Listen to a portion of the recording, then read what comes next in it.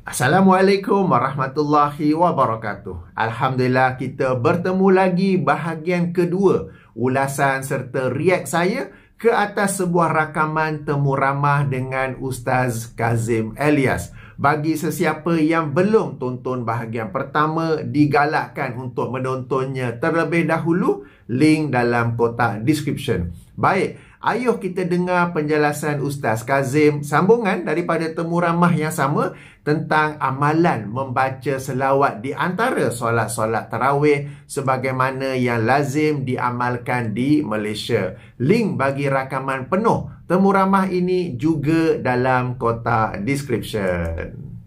Mungkin orang yang kata bida'ah ni selawat lepas tarawih bida'ah, dia tak jadi imam gamaknya, ataupun dia tak pernah sakit lutut. Dia tak pernah sakit lutut. Yang datang sembahyang ni sakit lutut, sakit gaut, penat, letih kerja. Jadi nama pun sembahyang tarawih. Selepas habis salam, dia rehat, duduk menung sekejap. Boleh. Diam. Tu imam diam, makmum diam. Tak baca selawat ke imam? Bida'ah, nanti masuk neraka. Diam je boleh. Daripada diam, mana bagus? Allahumma salli ala Muhammad. Baik selawat. Nabi tak buat, Ustaz. Nabi tak buat masa di dalam sembahyang. Lepas sembahyang terpulang pada kita. Assalamualaikum. Assalamualaikum. Itu dah habis sembahyang. Nak selawat boleh, nak doa boleh, nak diam boleh, nak tidur boleh, nak makan boleh, nak minum boleh, nak pergi ke tandas boleh, masuk balik lepas wuduk boleh. Bukan maknanya lepas habis 2 rakaat tu sembahyang Allah, itu awak sihat. Ni macam saya ni, nak ke tandas. Nabi tidak pernah ke tandas selepas masa sembahyang tarawih. Tak kepening saya, tahan kencing tok ni. Jadi kalau ke tandas boleh, takkan selawat tak boleh? Mana mudah, tandas ke selawat? Mana dapat pahala, selawat ke tandas? Kalau ke tandas yang tempat kotor tu pun dibenarkan pergi, takkan saya selawat tak boleh? Yang tak bolehnya ialah di dalam sembahyang. Allahu Akbar. Allahumma salli ala Muhammad. Yang tu betul. Nabi tak pernah buat. Jadi, janganlah suka-suka membida'ahkan orang. Hormatilah orang. Selagi mana tidak ada dalil yang mengharam, silakan buat. Hidup kita senang. Buat apa nak gaduh dengan orang? Wallahualam. Baik, seperti biasa, 2 perkara sebelum kita mulakan ulasan ini. Pertama, minta jasa baik para penonton untuk menjaga akhlak apabila memberi komen. Ayuh kita jadikan video ini sebagai sarana menambah ilmu dan memandaikan umat, bukan pula selainnya. Ayuh kita ajak orang ramai ke arah sunnah dengan dalil, hujah dan akhlak yang terbaik. Bercakap tentang akhlak yang baik, ada penonton yang bertanya, kenapa saya guna gelaran para pencinta bida'ah? Bukankah itu sesuatu yang tidak baik? Saya jawab, gelaran para pencinta bida'ah bukanlah sesuatu yang buruk kerana mereka memang benar-benar mencintai bida'ah. Mereka mengamalkannya tanpa segan silu, berbangga dengannya, menganggap ia baik, menyebarkannya di sana-sini dan berhujah untuk membelanya apabila dikritik. Justru mereka memang mencintai bida'ah. Demikian juga, tidak salah memanggil mereka ahlul bida'ah wal jamaah kerana mereka memang pakar dalam mencipta bida'ah, membela bida'ah dan mereka ini bersatu di atas bida'ah tersebut. Jika mereka tidak suka dengan gelaran-gelaran ini, maka tinggalkanlah bida'ah dan jom beralih kepada sunnah bersama kami. Kedua, akan ada yang bertanya kenapa saya tidak hubungi Ustaz secara peribadi dan bincang bersamanya secara tertutup. Kenapa terus dibuat video secara terbuka di media sosial? Saya jawab, jika perkara ini Ustaz sampaikan dalam suasana tertutup, seperti sedang sembang-sembang antara kami berdua sahaja, maka saya akan bincang dalam suasana tertutup juga.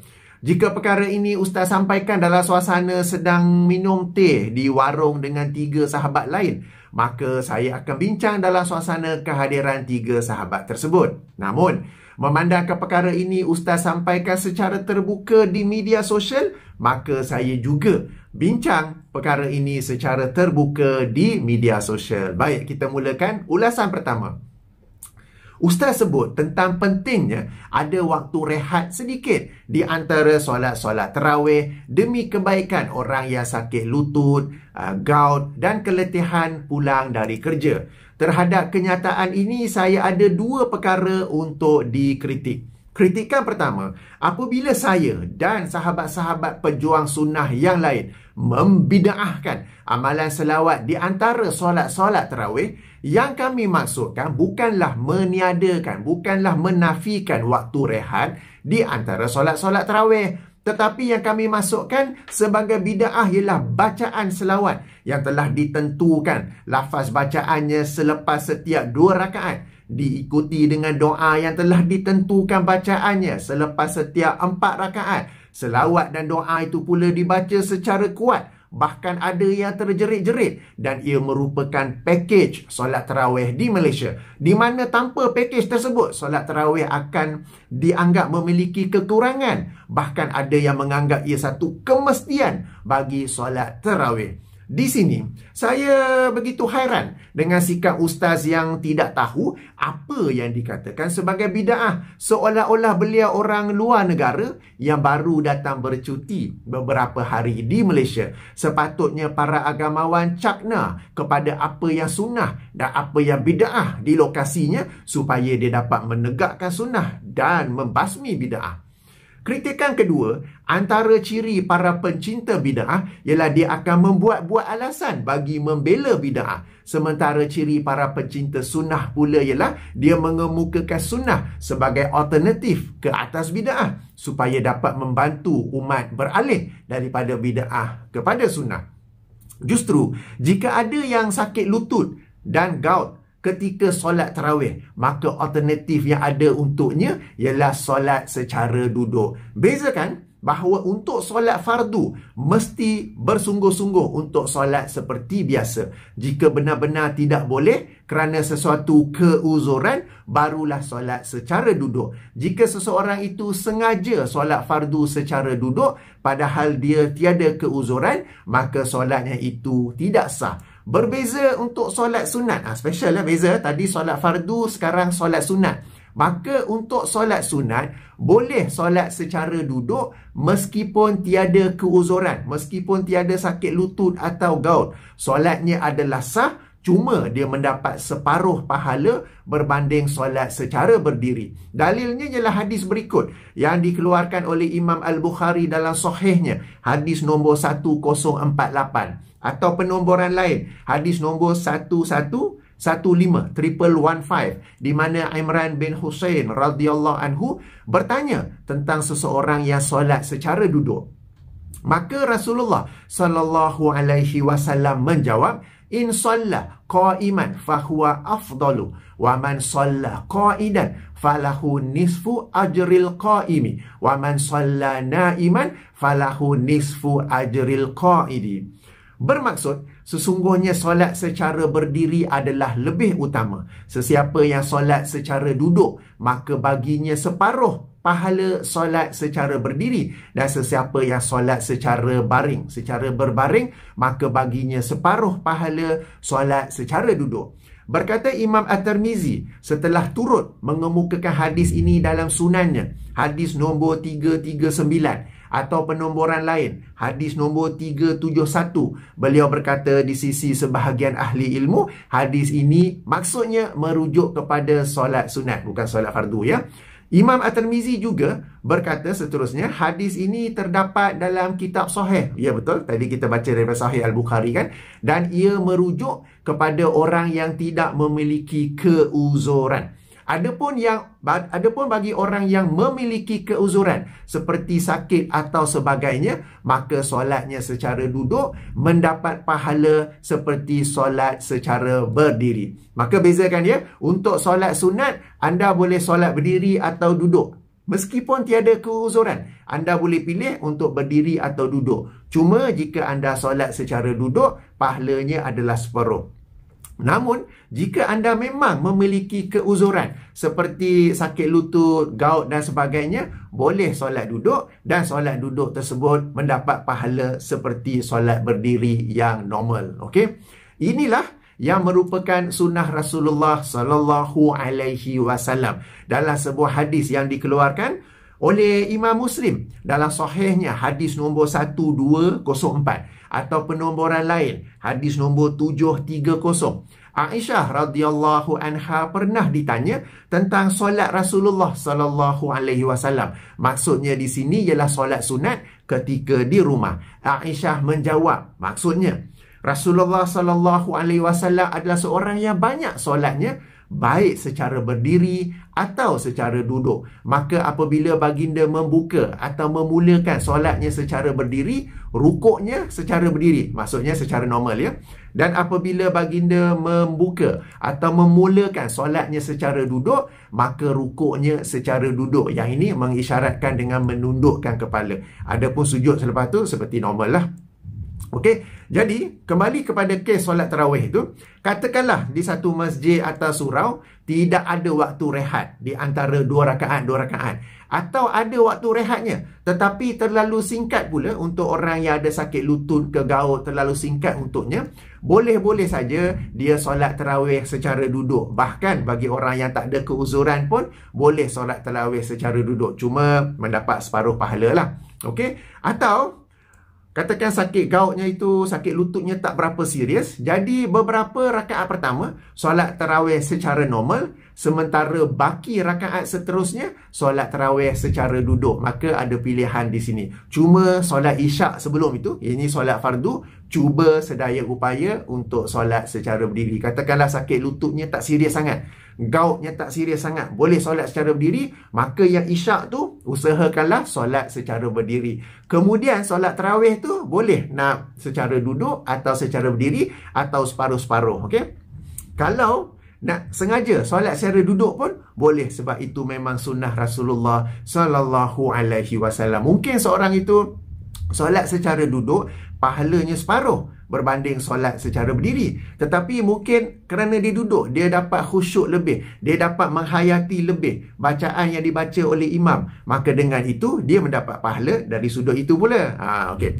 Adapun bagi mereka yang penat atau letih setelah bekerja sebelum itu, sebab solat malam, pagi sampai petang, sampai lewat petang bekerja kan, letih kan, maka pilihan yang ada baginya ialah solat isyak secara berjamaah di masjid atau surau, kemudian pulang ke rumah untuk rehat dan tidur. Pada waktu yang sesuai, dia boleh bangun untuk melaksanakan solat tarawih secara bersendirian. Kemudian bila sudah masuk waktu subuh, baik dia tidur dulu masuk waktu subuh, atau dia solat tarawih itu katakan dia mula pukul 5 pagi dan kemudian pukul 6 sudah pun masuk subuh, dia pun bersahur dan ke masjid atau surau untuk solat subuh secara berjemaah ya. Jadi bezanya di sini ialah dia solat tarawih secara bersendirian di rumah pada waktu yang selesa baginya setelah dia dapat berehat. Setelah sebelum itu letih bekerja ya. Ini satu alternatif yang ada. Tetapi tentang pilihan ini mungkin ada yang keberatan kerana tidak mendapat keutamaan pahala solat sepanjang malam. Ini kerana sesiapa yang solat tarawih bersama imam sehingga selesai, baginya pahala solat sepanjang malam. Tentang keutamaan ini, saya ada sebuah video berasingan, link dalam kotak description. Maka saya katakan, jika seseorang itu solat isyak dan subuh bersama imam, dia juga mendapat pahala solat sepanjang malam. Justru mendapatkan pahala solat sepanjang malam tidak terhad kepada solat tarawih bersama imam sahaja. Okay? Dalilnya ialah hadis yang dikeluarkan oleh Imam At-Tirmizi dalam sunannya, hadis nombor 205, atau penomboran lain hadis nombor 221 dengan darjah yang dinilai sahih oleh Syekh Al-Albani, di mana Rasulullah sallallahu alaihi wasallam bersabda, "Man syahidal isya'a fi jama'ati kana lahu qiyamu nisfi lailatin wa man shallal isya'a wal fajra fi jama'ati kana lahu ka qiyami lailatin." Bermaksud, sesiapa yang solat isyak berjamaah adalah baginya solat pahala solat separuh malam. Dan sesiapa yang solat isyak dan subuh berjemaah adalah baginya pahala seperti solat sepanjang malam. Cuma nota penting, solat jemaah yang dimasukkan di sini ialah di masjid atau di surau. Kerana pada zaman Rasulullah SAW tidak dikenali amalan solat fardu secara berjemaah di rumah masing-masing. Berdasarkan hadis ini juga, sesiapa yang tidak selesa solat tarawih berjemaah bersama imam di masjid atau surau, seperti mungkin imam terlalu laju, imam bacaannya punyalah tak best, okey, atau dia ada urusan lain di rumah, atau ingin meluangkan masa yang lebih bermunajat kepada Allah dalam solat tarawihnya. Setiap kali sujud, dia ingin sujud lebih lama. Dia pentingkan quality over quantity. Quality over quantity. Dalam urusan dunia, kita selalu kata quality over quantity. Kenapa dalam urusan ibadah kita nak quantity, quality tak ada, ya? Jadi bagi kes-kes seperti ini, boleh-boleh sahaja dia solat tarawih di rumah. Jadi bagi orang yang penat, bagi orang yang letih, ataupun bagi orang yang dia tak letih, tak penat, tapi masjid dan surau berhampiran rumah dia, imam dia tu laju sangat, sampai tomak ninah tak ada, ketenangan tak ada, ataupun bacaan tak sedap, ataupun dia memang tak boleh, aku tak tahan betul lah jerit-jerit selawat apa semua tu, ataupun dia nak luangkan masa yang lebih berkualiti, spend time with Allah orang sebut kan. Jadi boleh-boleh saja dia solat tarawih di rumah. Dia tetap mendapat pahala solat sepanjang malam, asalkan dia solat isyak dan subuh secara berjemaah di masjid atau surau. Satu lagi nota penting di sini, seseorang yang inginkan ketenangan, solat tenang-tenang, itu hanya untuk solat sunat. Bagi kaum lelaki, kita mesti tetap solat fardu berjamaah di masjid atau surau bersama imam. Alasan tak khusyuk, alasan imam baca tak best, semua tu tak guna pakai untuk solat fardu, ya. Ini saya sudah jelaskan dalam siri video berasingan tentang keutamaan solat berjamaah, hukum serta adabnya. Sila rujuk di sana. Sebab kadang-kadang seseorang tu dia membuat-buat alasan untuk tidak solat fardu berjamaah di masjid atau surau, padahal alasan tersebut adalah tertolak. Baik, kita masuk ulasan kedua. Ustaz membuat lawak. Selepas solat tarawih, tok imam diam, makmum diam, toleh ke kiri, tak baca selawat ke, okey, bid'ah, nanti masuk neraka. Lawak ini turut ditertawakan sampai keluar suara bunyi ketawa tu oleh yang menemu ramah. Ayuh kita tonton sekejap, ya. Diam. Tok imam diam, makmum diam. Tak baca selawat ke imam? Bid'ah, nanti masuk neraka. Diam je boleh? Para penonton yang dirahmati Allah, peringatan tentang bid'ah dan ancaman neraka ke atas bid'ah bukanlah sesuatu yang direka-reka, tetapi merupakan sabda Rasulullah sallallahu alaihi wasallam. Kita lazim menemui sebahagian pencinta bid'ah yang menjadikan isu bid'ah dan neraka ini sebagai bahan lawak dan sindiran.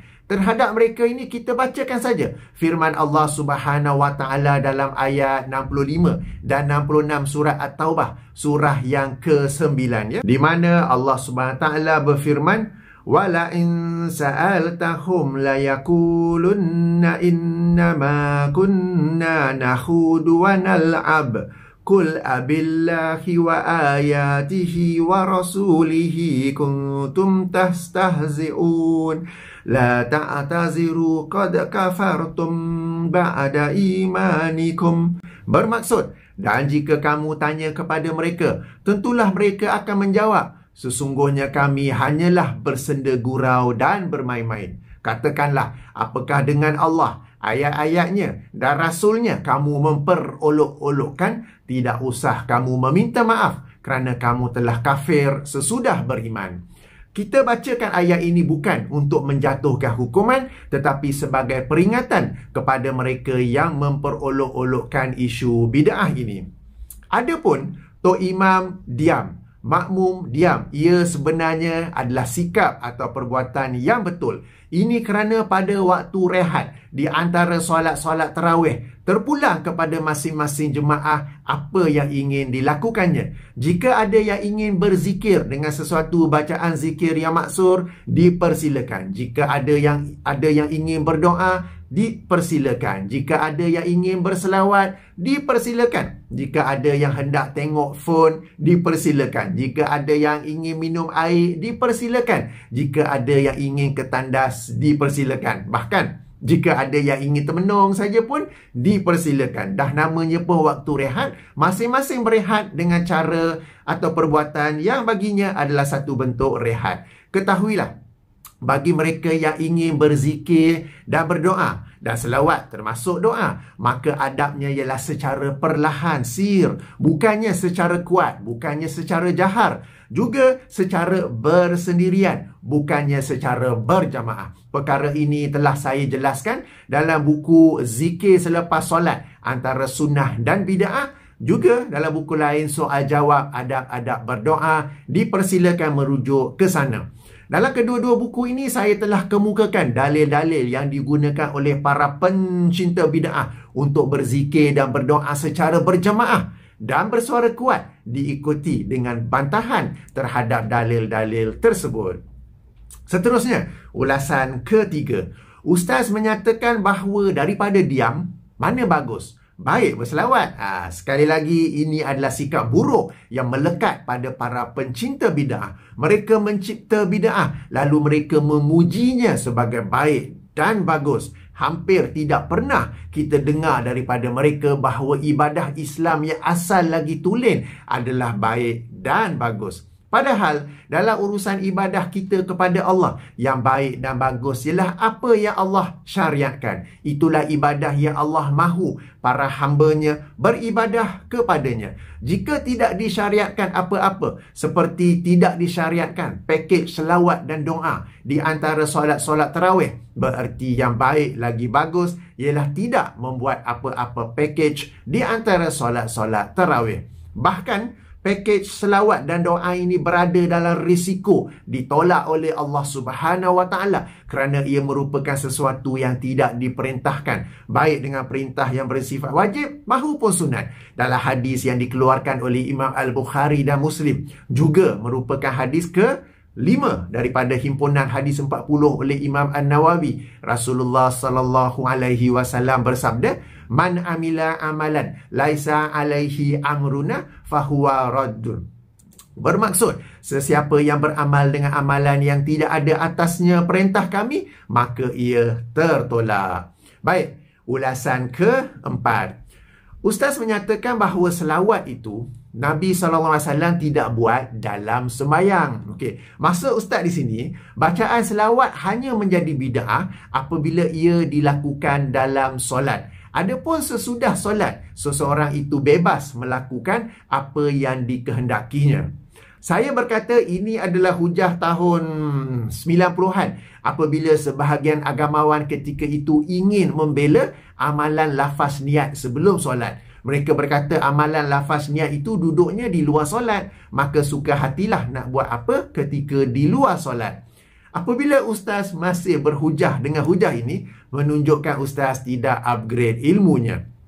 Okey, saya menjawab, meskipun sesuatu perbuatan itu letaknya di luar solat, apabila ia diikat dengan solat, di mana perbuatan itu tidak dilakukan, melainkan apabila hendak solat, baik sebelum, semasa atau selepas solat, maka ia telah menjadi sebahagian daripada pakej solat tersebut. Pakej selawat dan doa di antara solat-solat tarawih, ia adalah satu pakej yang tidak dilakukan pada bila-bila masa, pada mana-mana solat, melainkan apabila melaksanakan solat tarawih pada malam bulan Ramadan. Sehingga dengan itu, ia telah menjadi pakej khusus bagi solat tarawih, menjadi pakej yang diikat bersama solat tarawih. Pakej ini adalah bid'ah kerana Allah tidak pernah menghendaki hambanya beribadah kepadanya dengan cara sedemikian. Bahkan ia adalah pakej yang bukan saja bid'ah tetapi biadab kerana terjerit-jerit dengan selawat dan doa yang mungkin dianggap baik oleh nafsu manusia,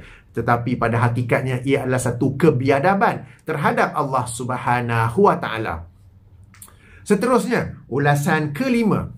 Ustaz mengatakan, kalau nak ke tandas, Nabi tak pernah ke tandas. Okey, maksud yang cuba dibawa oleh Ustaz di sini ialah pihak yang membidaahkan pakej selawat dan doa di antara solat-solat tarawih berhujah Nabi tidak melakukannya. Maka Ustaz membuat hujah perbandingan, Nabi juga tidak pernah ke tandas di antara solat-solat tarawih.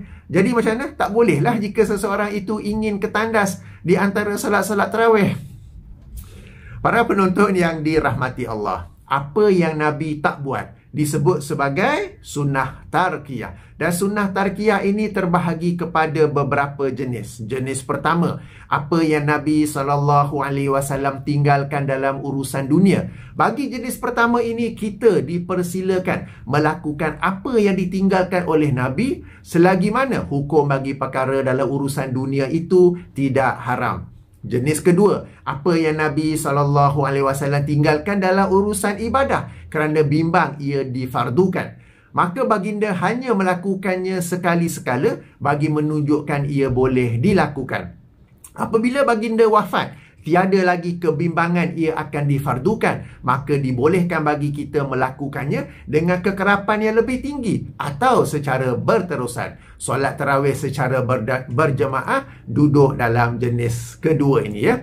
Jenis ketiga, apa yang Nabi SAW tinggalkan dalam urusan ibadah padahal dorongan untuk melakukannya ada dan kebimbangan ia akan difardukan tidak ada. Sunnah tarkiyah jenis ketiga inilah kita turut meninggalkannya.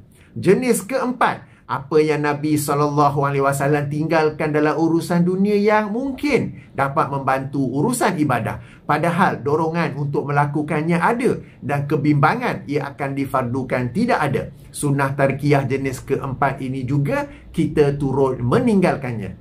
Dalil-dalil bagi setiap jenis sunnah tarkiyah ini telah saya kemukakan dalam buku 90 pelajaran tentang bid'ah. Dipersilakan rujuk ke sana. Pakej selawat antara solat-solat tarawih duduk dalam sunnah tarkiyah jenis ketiga. Maka disebabkan Nabi SAW meninggalkannya secara berterusan, maka kita juga meninggalkannya secara berterusan. Adapun ke tandas, ia adalah sunnah tarkiyah jenis pertama. Justru andai benar Nabi SAW tidak pernah ke tandas antara solat-solat tarawih, maka ia bukanlah dalil untuk mengatakan tidak boleh ke tandas. Merujuk kepada sunnah tarkiyah ini, kebanyakan para pencinta bid'ah berhujah bahawa apa yang Nabi SAW tinggalkan tidaklah membawa hukum haram, melainkan ada dalil lain yang mengharamkannya.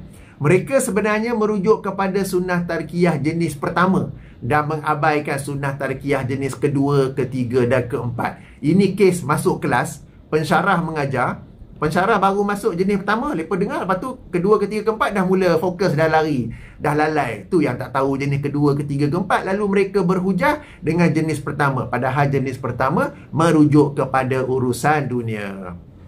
Okey, seterusnya ulasan ke berapa dah? Ke-6 Okey, ulasan ke-6. Ustaz berhujah, tandas boleh, takkan berselawat tak boleh?